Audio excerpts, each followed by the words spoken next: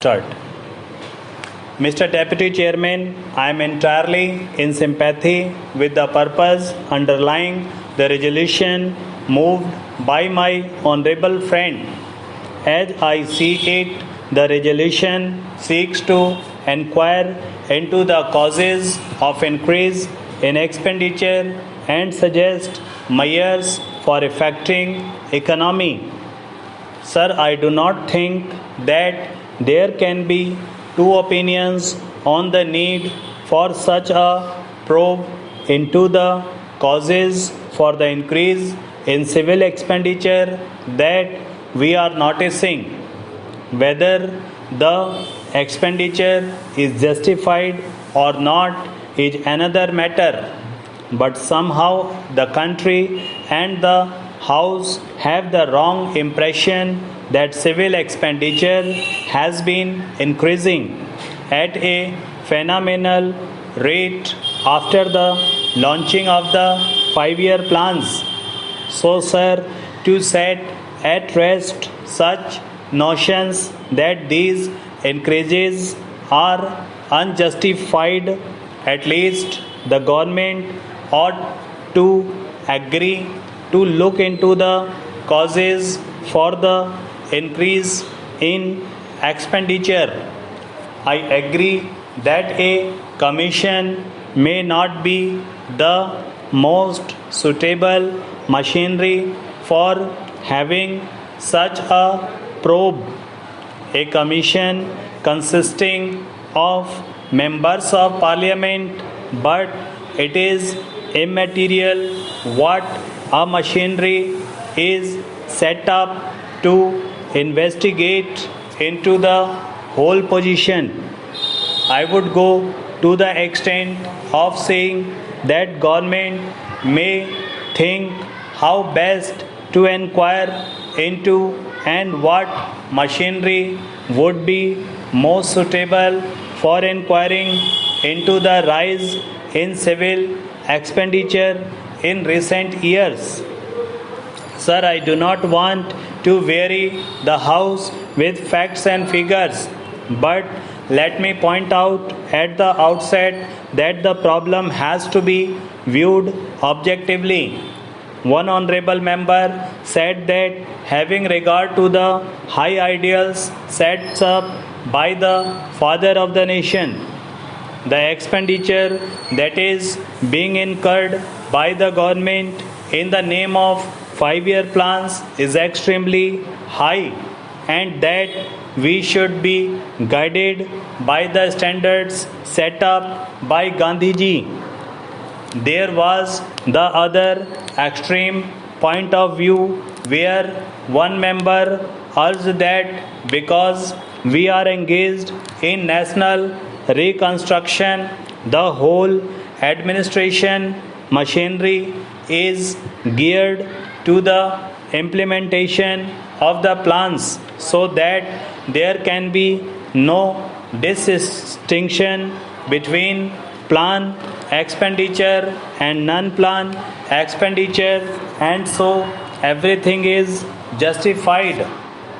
This was the opposite view. We should steer clear of these two extreme views and see how far the rise in expenditure is justified by the tempo of developmental activity, how far it is in a waste, and how far it could be eliminated. Sir, this problem has to be looked at from the larger perspective. From the limited point of view of reducing unnecessary expenditure, it is desirable, but there is the larger question, and it is this: we are, as the House is aware, exchanged in implementing 5-year plans.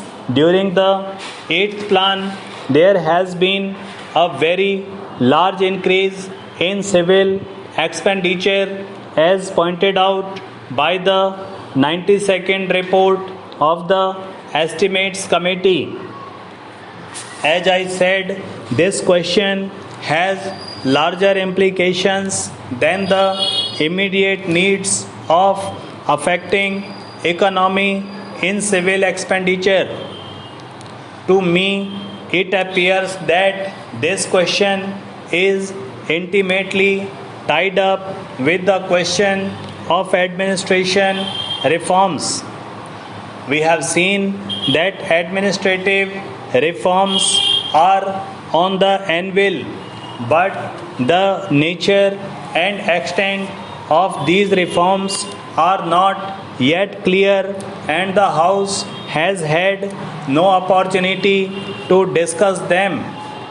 But reference was made by one or two friends of the reports on the question of reforms, but the reports related only to the need for reorganization of the Secretariat and did not relate to the question of rise in civil expenditure.